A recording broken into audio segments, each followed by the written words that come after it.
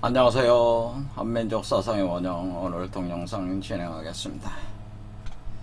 현재 인류는 그 무국대도 후천개벽이라고 하는 전무후무한 변화의 그 변곡점에 지금 당해 있는 상황이다. 그 소용돌이 속에 있다. 그런 말씀을 드리고 싶고요. 그 무국대도 후천개벽으로 일어나는 그 현상들은 그 첫 번째는 우주 자연 질서의 근본적 변화를 수반하고 있고, 두 번째는 인간 진화가 진행이 된다고 하는 겁니다. 그래서 그 인간이 신으로 진화한다는, 인간이 신으로 진화한다고 하는 겁니다. 그래서 우리가 세상 말로 호모 사피엔스가 호모 데우스로 진화한다, 이런 식으로 이제 표현을 하는 거죠. 그 다음에 이런 과정이 진행되면은 이것이 반드시 그 인류 사회 전반적 그 혁명이 있는 거기 때문에 인류 문명의 혁명적 전환 과정이라고 이렇게 볼 수가 있는데요. 이 내용으로 진행이 될 때 이것을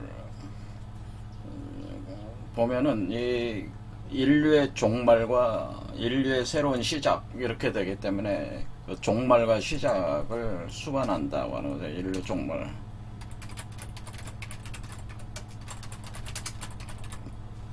그래서 인류 종말과 새로운 시작의 현상, 이것을 이제 보통 종시다라고 하는, 종시. 그래서 끝나고 새로 시작할 때 일종의 점프가 있어요. 변곡점적인 점핑 현상이 있어가지고, 이것이 이제는, 현재 우리가 한민족이 이 변화의 주도자다라고 하는 거죠.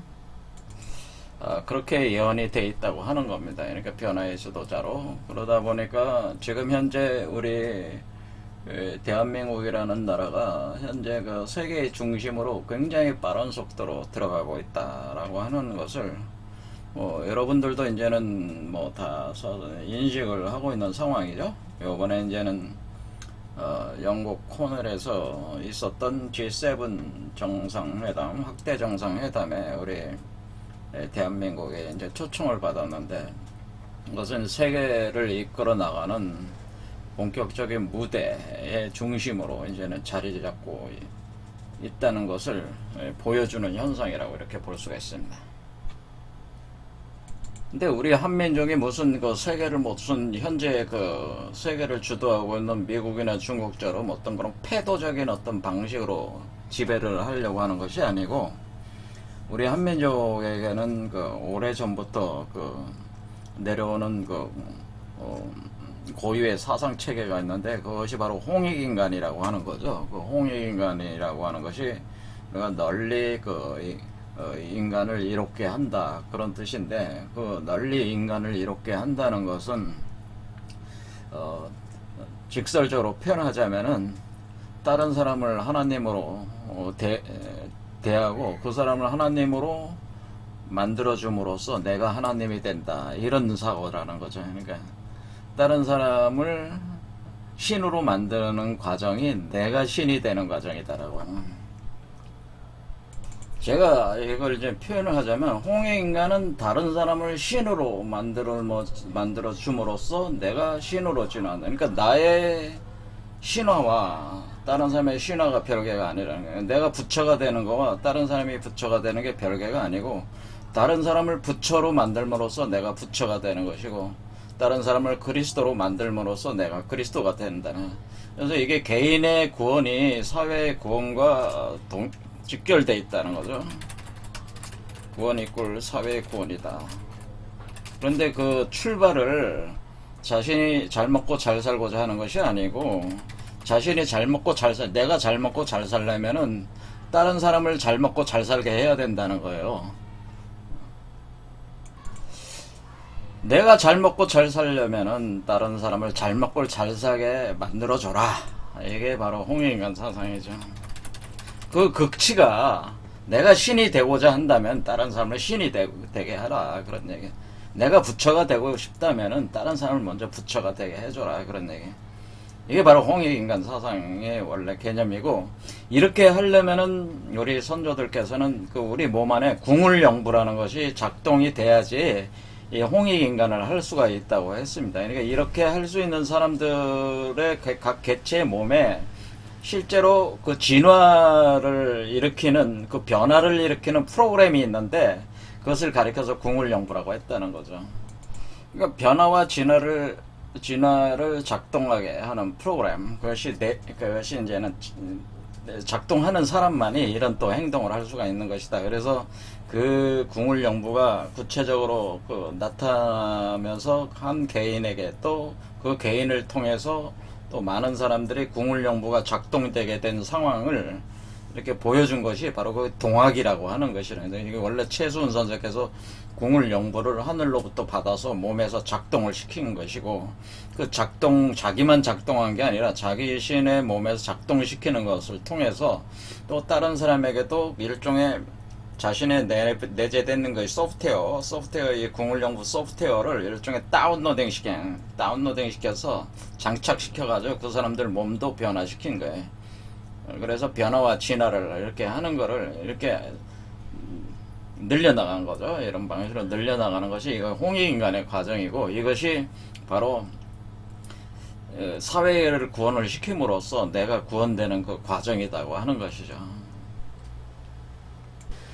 그런데 이런 어떤 그 궁울영부라고 하는 메커니즘이 사실은 우리 불교의 미륵불, 제가 사상을 가지고 이제는 해석을 했지만, 거기도 똑같이 궁울영부 개념이었고, 또 제가 공자 얘기를 지난 시간에 한 2강좌를 했었는데, 공자도 자신의 유도, 그러니까 유교의 시조잖아요, 공자라는 양반이. 그래서 이 공자도 사실은 궁울영부를 공부를 해가지고 홍익인간 사상을 가지고, 이분도 그러니까 홍익인간이라고 표현은 안 했지만은 이 궁울영부 홍익인간의 원리를 가지고 이 유교를 만든 거다, 그런 얘기예요. 그래서 그게 어떤 내용인가, 왜 그런가에 대해서 설명을 제가 어느 정도 했는데, 그것을 이해를 하신 분이 몇 분이나 되시는지 잘 모르겠습니다. 그러니까 궁울영부 홍익인간이라고 하는 것은 이 구체적 이런 그림으로 나타나는 이 그림으로 다 설명할 수가 있는데요. 여러분 몸속에 이렇게 용뱀의 형상으로 두 개의 음양의 기운이 꼬여 올라간단 말이에요. 꼬여 올라가면서 이게 하나의 용으로 올라오네. 이렇게 올라오는 개념이 이게 궁이고, 그 다음에 여러분이 이것이 이제는 여의주를 물고 올라온단 말이에요. 이게 그러니까 여기 그림에서 보면은 여기 지금 용과 봉황이 여의주를 가지고 다투고 있는 형상과 마찬가지인데, 이렇게 그래서 용이 여의주를 물고 올라오는 형상으로 올라올 때 그 여의주를 봉황이 낚아채 가지고 그것을 알로 품어 가지고 여의주가 일종의 하나의 대우주거든요. 대우주를 담고 있는 하나의 알이란 말이에요, 사실은. 여의주는 대우주를 담고 있는 우주알이다. 그래서 이 우주의 주인, 그리고 이 우주의 주인으로서 여러분이 다시 태어나는 거예요. 참된 주인으로 다시 태어남. 여러분이 다시 태어난다는 거죠, 이 과정에서. 그래서 사실은 여러분이 이 알 속에 있는 거죠. 이 여의주 알 속에 여러분의 참된 자아가 여러분의 알 속에 있어가지고 이 알 속에서 몸을 만들어서 이렇게 태어난단 말, 다시 태어나는 구조로 되어 있다, 그런 겁니다. 그래서 이게 바로 궁울영부의 과정이라고 하는 거죠.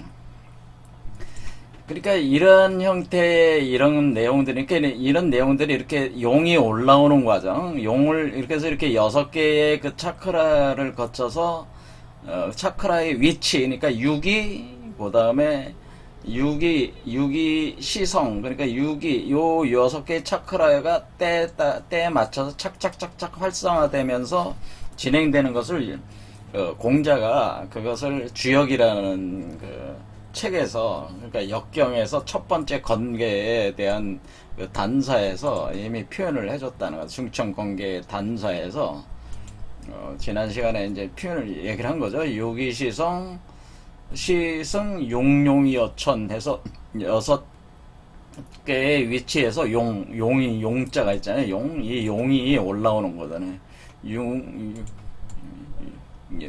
용용이 어천 이렇게 돼 있다네요.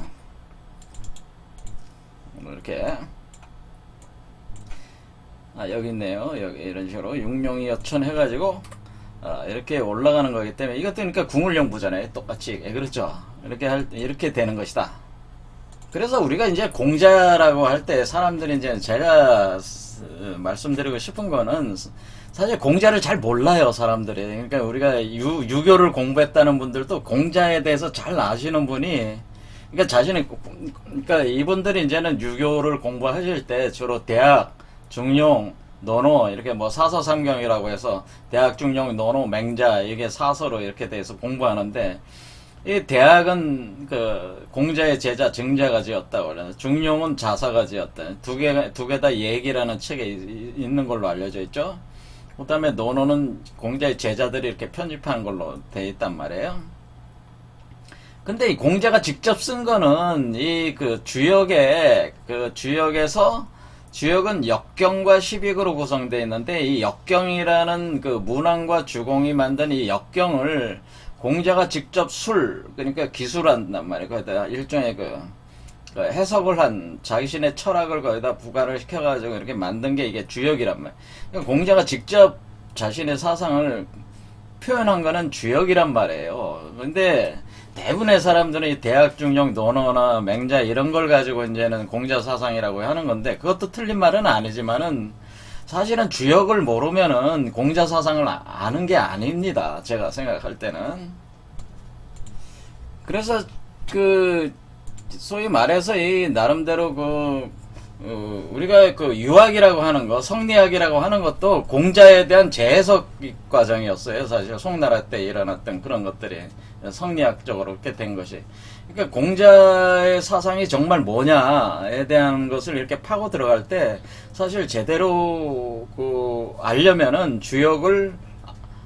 주역에서의 그 역경을 통해서 공자가 자기 사상을 드러냈기 때문에 반드시 주역을 알아야 되는데 주역을 거의 다 잘 모르신다 그런 얘기예요. 자, 그러나 어쨌든 간에 이 공자가 그 주역의 제일 중요한 개가 건계와 공계인데, 이 건계에서 바로 이렇게 단사에서 자기가 거기다가 괴사에 대한 해설을 할 때 여기에 6개의 차크라, 6개의 위치에서 용이 올라가는 이 이치에 대해서 설명했고, 여기서 운행우시, 그러니까 우리가 풍백운사우사 당군 신화에 나온 그 내용하고 똑같단 말이에요, 이게. 그래서 이게 바로 사실은 공자의 사상을 이 궁을영부를 공자 사상적인 측면에서 공자가 이렇게 설명을 이렇게 한 것이다, 이렇게 보시면 된다는 거죠. 그러면은 우리는 공자라는 이분은 지금 역경이라는 것에 대해서 해설을 한 거란 말이에요. 그러니까 공자라는 분은 역경을 해설한 게 시빅이란 말이에요. 그래서 합쳐가지고 주역이라고 한다, 이렇게 표현을 했는데, 그러니까 공자는 새로 자기가 책을 쓴 게 아니고요. 공자는 주역이라는 책을 자기가 쓴 게 아니고 그 역경이라는 거를 해설을 단 거예요. 그러니까 공자도 뭐예요? 공자도 원래 이분은 자기가 책을 쓰지 않으셨어요. 수리부작이다 해가지고 서술을 하지만은 직접 경을 짓지는 않는다, 그런 얘기. 않았다, 그런 얘기. 그러니까 공자가 자기 책 하나 제대로 있는 게 없는 거죠. 자기가 직접 지은 책이 사실은 없는 거예요, 사실은. 그렇죠. 그러니까 수리부작이라고 한다면, 수리부작. 어떤 서술은 하지만은 자기가 직접 어떤 경을 짓지는 않는다. 그러니까 이것은 뭐냐면은 공자는 이 역경이라는 것을 서술한 것이다라고, 역경이라는 것을 해석을 한 것이다. 그렇기 때문에 사실 역경이 더 중요한 거죠. 그렇죠. 그러니까 공자 입장으로 볼 때는 역경을 쓴 문왕과 주공을 성인으로 추앙을 하는 거예요. 그러니까 공자 입장에서는 그 역경을 원래 쓴 그 문왕과 주공이라는 두 사람을 성인으로, 그러니까 문왕과 주공이야. 여기 문왕과 주공을 성인으로 두 사람이 쓴 게 합쳐서 문왕이 뭐란 거냐면, 문왕은 여기 그 주역에 요 각 궤 있지 않습니까? 각 궤에 궤사를 지으신 분이고, 그 다음에 여기 주공이라는 분은 요 각 궤사에 이 짝대기가 6개씩 돼 있잖아요. 요 각각을 효라고 하는데 효사를 지으신 분이에요. 그러니까 이 문왕은 궤사, 대성궤의 궤사를 지으신 분이고, 이분은 효사를 지으신 분이다, 주공은. 그런데 이 주공이 문왕의 아들이란 말이에요. 셋째 아들이에요. 셋째 아들, 주공이. 그러니까 문왕과 주공은 부자지간이죠. 그래서 그 문왕이 궤사를 졌고, 그러니까 이 두 분이 궤사와 효사를 져가지고 이거를 합한 거를 가리켜가지고 역경이라고 하는 거죠. 이걸 역경. 그렇죠? 역경이니까 그러니까 이 역경을 가지고 공자라는 분이 요게 이제는 책이 우리 지금 오늘날 같이 종이책이 아니라 죽간에 써 있었다. 죽간. 그래서 이 죽간에, 그러니까 대나무 껍데기 그것처럼 해가지고 뭐 중국 드라마 보면 죽간 이렇게 똘똘똘똘 말아가지고 이렇게 보관하잖아요. 그 대나무 죽간에다가 썼단 말이에요. 그럴 때 이걸 역경이라고 하는 걸, 이거를 그 공자가 역경을 47세에 얻어서 술한 거죠. 12구로 술했다. 12구로.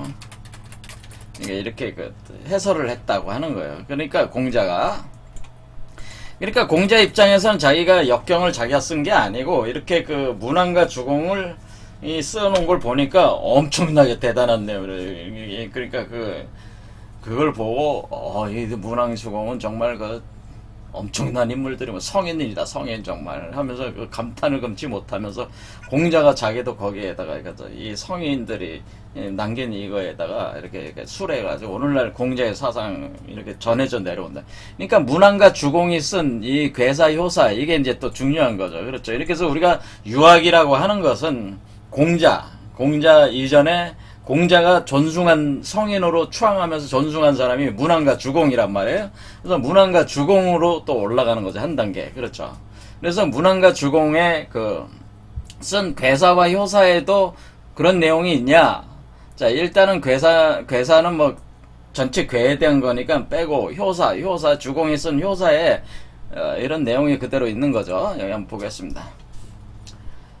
자, 그래서 중천관계라고 하는 이것이 제일 중요한데요. 이 궤에 대해서 단사 안에 그 육룡이 오르는 그런 그러니까 이렇게 우리 몸에서 이렇게 올라가는 이 현상이 이게 그대로 이제는 있는 거죠. 이렇게 있었다. 있는데, 그러면은 우리가 이제는 여기 주공이라는 분이 여기 썼단 말이에요. 주공이라는 분이 쓴 효사, 요걸 보면은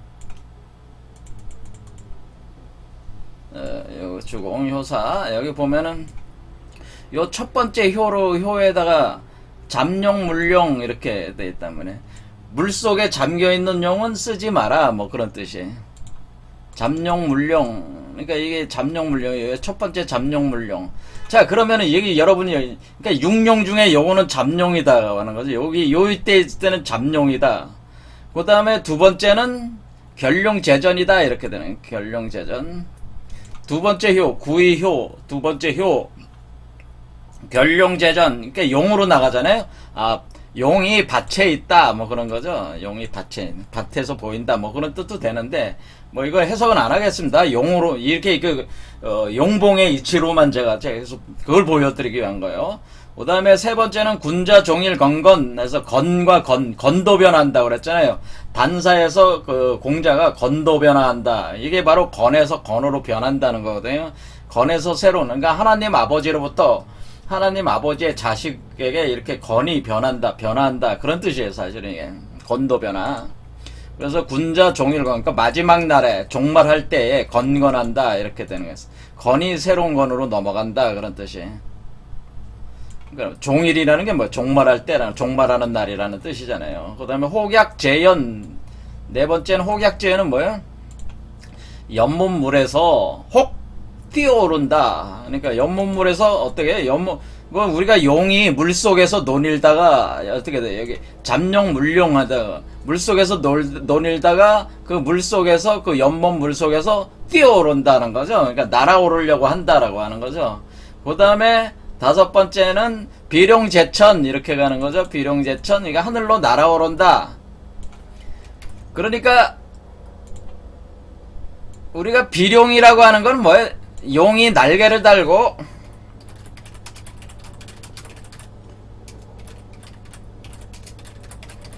이런 뜻이잖아요. 그러니까 용이 날개를 달고 하늘로 날아오른다. 그러니까 요 다섯 번째 요 차크라에서 용이 날개를 달고 하늘로 날아오르는 현상이라는 거죠, 이게. 자, 이렇게 해서 용이 이제 이렇게 그냥, 그러니까 처음엔 어때도 물속에 있다가 날개를 달고 하늘로 날아오른다가 결룡제전이 제천에 물속에 있다가 땅 위로 올라왔다가 다시 연못 속으로 들어간 뒤에 다시 하늘로 날아오른다 이렇게 되는 거죠. 그러니까 이 얘기는, 그러니까 우리가 지금 여기서 견굴룡무수에서요. 굴룡무수 여섯 번째, 여기도 용이잖아요. 이렇게 용. 그래서 무리 용무리를 보게 된다. 그러니까 용무리. 자, 요런 뜻인데 여기 아니 뭐 해석은 안 하겠습니다. 용으로 다 간단 말이에요. 이렇게 용으로 가는데 어때요? 네 번째부터 뛰어오르기 시작하잖아요. 물속에서. 그렇죠. 그래서 그러니까 이 연이라는 거예요. 연못이잖아요. 연못. 그러니까 재연한다고 하는 것은 뭐예요? 연못 물속에서 혹 뛰어오른다. 그럴 때 우리가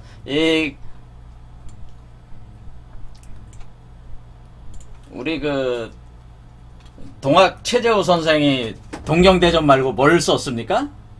용담유사를 썼잖아요. 그러니까 이게 이제 그 우리 최재호 선생이 그 경주에 용담정에서 거기 저 정자 하나 지어놓고 저도 가봤는데 거기 용담정이라는 걸 있잖아요. 용담이라는 말 있잖아요. 용담유사. 그러니까 그 용담유사. 자, 용담이란 말이 그러니까 어디서 나오는 겁니까? 용담이 우리가 용담유사 할 때 우리가 동학에서 뭐 동경대전하고 용담유사에 요 용담유사라는 말 자체가 용담이라는 게 그러니까 결국 뭡니까? 경담이라고 하는 것은 여기 혹약재연에 이게 못 연자잖아요. 그러니까 연못을 뜻하는 거예요. 연못을 뜻하는 거기서 용이 뛰어오른다 그런 뜻이잖아요. 그러니까 용담이 뭐예요? 그러니까 담이 이것도 못담자란 말이에요. 연못. 그러니까 이게 용년인데 여기 네 번째 있는 게 용년인데 이것도 용담이 여기서 뛰어오르는 거예요. 용이 뛰어오르는. 그러니까 용담유사의 그 개념도 뭐예요? 중천관계의 이 내용이죠. 그대로. 이게 바로 용비어천가잖아요. 그 다섯 번째는 뭐예요? 비룡이니까 비룡을 거꾸로 놓으면 용비잖아요. 용이 날아간다. 날아가는 용비, 비룡제천, 용이 하늘로 가니까 용비어천가. 이게 바로 용비어천가를 표현해 주는 거 아니에요. 그러니까 이렇게 용이 어떻게 되네. 우리 여러분이 몸속에서 이제는 용이 여러분의 몸속에서 용의 알이 형성돼서 용의 알이 이렇게 성숙돼 나가는 과정을 사실 이걸 표현해 준 거예요. 이거는 사실은. 그래서 이렇게 용이 이렇게 올라오면서 두 개의 그 음양의 기운이 합쳐져 용뱀의 기운이 합쳐서 올라갈 때 그것에 합쳐진 그 기운으로 음양이 합쳐진 기운으로 용이 형성이 돼가지고 그 날개를 그러니까 용이 점점 이제는 날개를 달게 되는 거죠. 날개를 달고 이렇게 날아오르는 그런 다섯 번째는 날개를 달고 날아오는 거란 말이에요. 자, 이런 식으로 그러니까 이것이 뭡니까? 이것이 바로 궁울의 현상. 이게 바로 궁울이다라고 하는 거예요. 그러니까 궁울이라고 하는 것은 용이 이렇게 자라가지고 날개를 달고 이렇게 날아오르는 요게 바로 궁울 현상이라고 하는 거예요. 그게 어리에서 일어난다고 하는 거예요. 여러분 몸속에서 일어나는 것을 뜻하는 겁니다. 이것을 우리가 사신도로 보면은 북현묘 동청룡 남주작으로 이렇게 올라가는 이 메커니즘이 바로 사실은 그런 거란 얘기죠. 자, 우리가 이것도 그냥 그려지는 게 아니고, 이런 게 그냥 이게 상징물로 나오는 게 뭐 아니고, 이게 뭐야? 이게 똑같이 이렇게, 그렇지, 이렇게 가는 거잖아요. 이렇게 가는 거잖아요. 이렇게 돌아가는 거잖아요. 그렇죠, 우리가.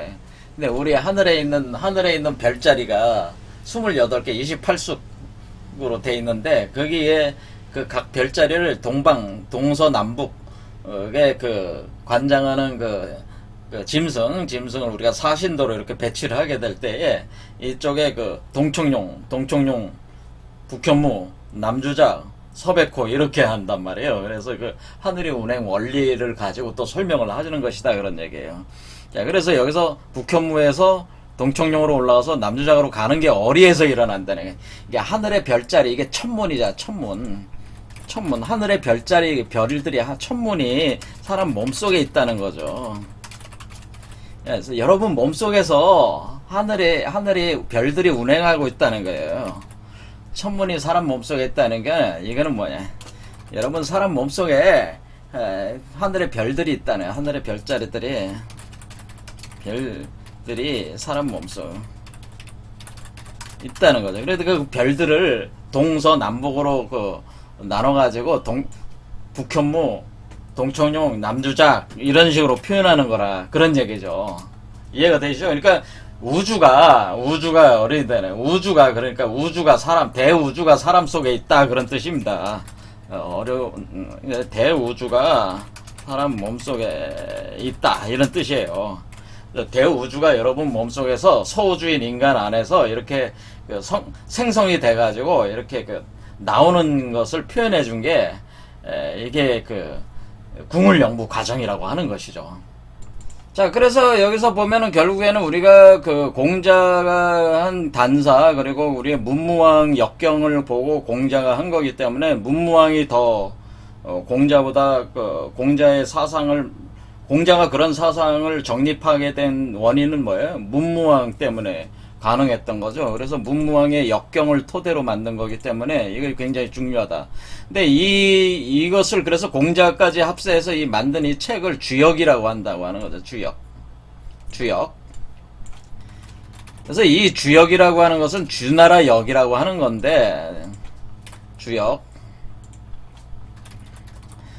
사실 이건 주나라 역이라는 의미도 있지만은, 다른 의미가 있어요. 뭐냐면 이거는 주천하우를 규명해낸 역이다, 그런 뜻이에요.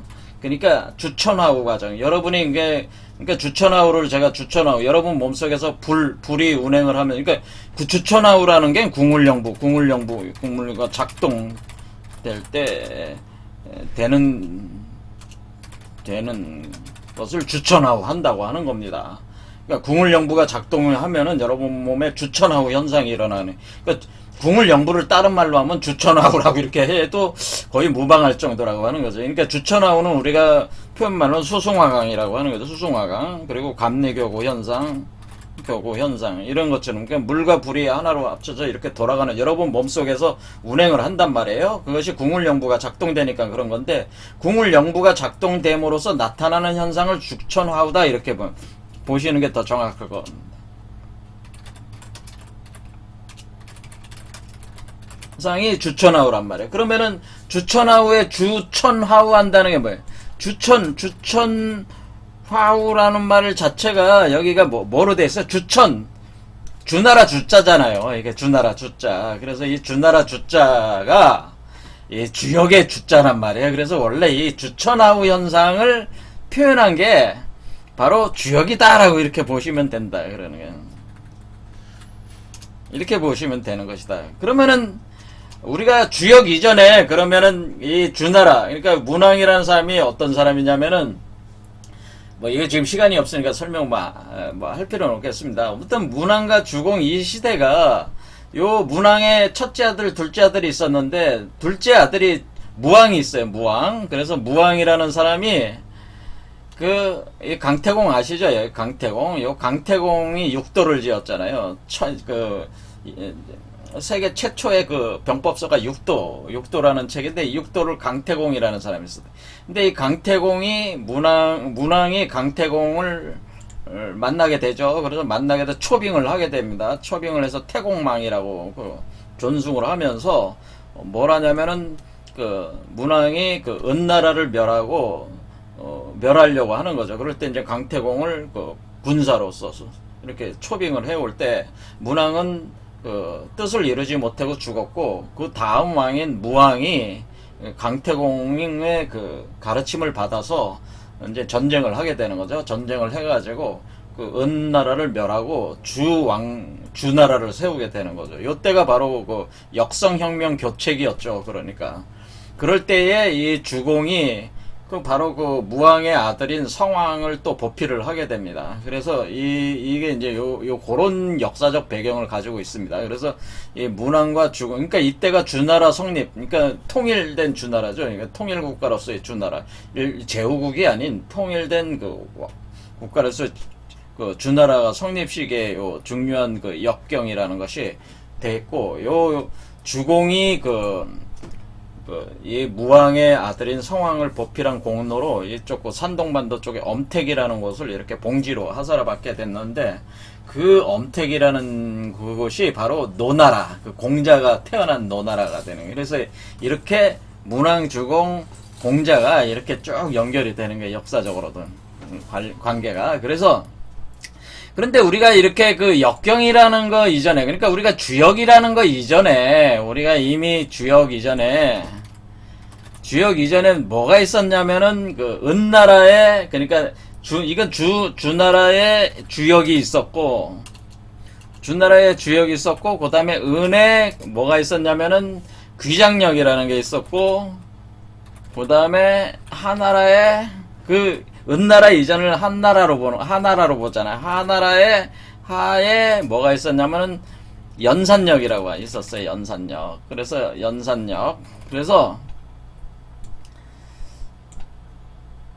귀장력, 은나라의 귀장력, 하나라의 연산력. 이거는 주역은 주의 주역이잖아요. 자, 그래서 귀장이라고 하는 건 뭐냐면은 우리가 열애장, 그 불교에서 얘기하는 열애장 개념으로 보면 돼요. 그러니까 그거는 곤괴 위주로 보는 건데, 이렇게 그 여러분의 몸에 곤괴가 작동을 해서 우주의 그 하나님의 성령을 끌어당기는 그것을 기준으로 해서 그 열애장 사상을 기준으로 해서 이렇게 만들어놓은 그런 역과 같은 것이다, 이렇게 생각하시면 된다. 근데 연산력이라고 하는 것은 뭐냐면은 여러분이 이게 지금 보면은 결국 여기가 산이란 말이에요. 이 산이 내려왔다가 다시 또 올라가는 거거든. 그러니까 이건 아버지 산이 되고, 내려왔다가 올라오는 건 자식산이 되는. 그러니까 요거는 요 밑으로, 이거는 뭐야, 태조산이 되는 거고, 요거는 일종의 태백산이 되는 거고, 이건 소백산이 된다.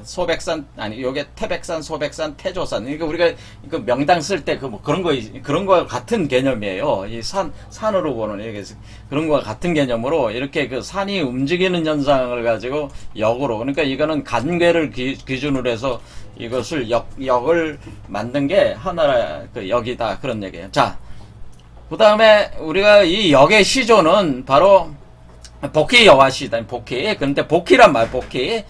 자, 여러분 이 그림을 볼 때 여러분이 딱 뭐가 바로 이 그림이 지금 뭐와 같아요? 이 그림이 이거잖아요, 그냥. 이거잖아요, 이 그림이 이거란 말이에요. 요게 복희고 요게 여화란 말이에요. 복희 여화. 그러니까 복희가 역학의 시조라 그 얘기예요. 복희가 역학의 시조로서 원래 이 하도라는 용마의 하도를 보고 역을 만든 거란 말이에요. 역을 복희 씨가. 그러니까 사실은 그냥 시간이 없어서 제가 다 설명을 드릴 수는 없고, 자, 어쨌든 간에 이 그림상으로 딱 볼 때 이거 자체가 이거라는 걸 알 수가 있어요. 자, 복희는 음양 중에 양이고 남성이고, 여화는 음양 중에 음으로 여성이란 말이에요. 그러니까 우리가 이것을 기독교로 따지면 복희는 아담이고 여화는 이브란 말이에요. 사실은 이렇게 돼 있단 말이에요, 구조적으로. 그러니까 이게 아담이 복희요. 똑같은 얘기예요. 동서양이 틀리지 않아요. 그 다음에 그 여와가 뭐야? 하와죠. 이브를 또 말은 뭐라고 하와라고 그러잖아. 하와.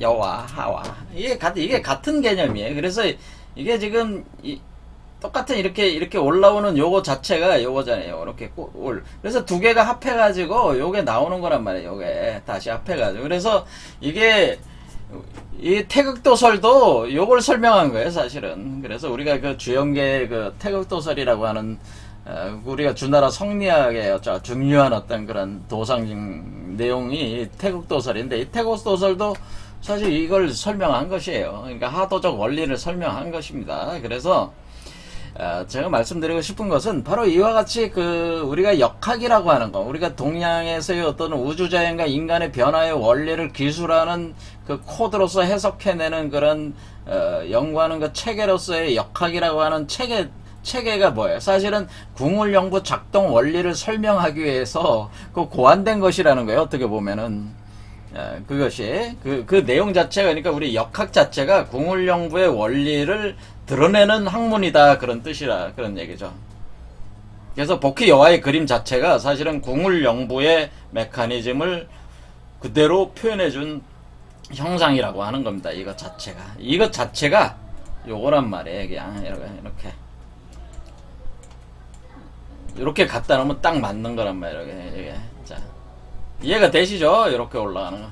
자, 그래서 지금 그러니까 결국 역학이라고 하는 거, 우리가 역이라고 하는 게 하나라, 은나라, 주나라로 내려와서 공자로 해가지고 공자의 유학이라는 게 만들어진 거니까 결국 이게 다 뭡니까? 이게 다 궁울영부라고 하는 것으로부터 사실은 다 나온 것이에요. 그런 쪽으로. 자, 이런 얘기입니다. 오늘 여기까지 하겠습니다. 감사합니다.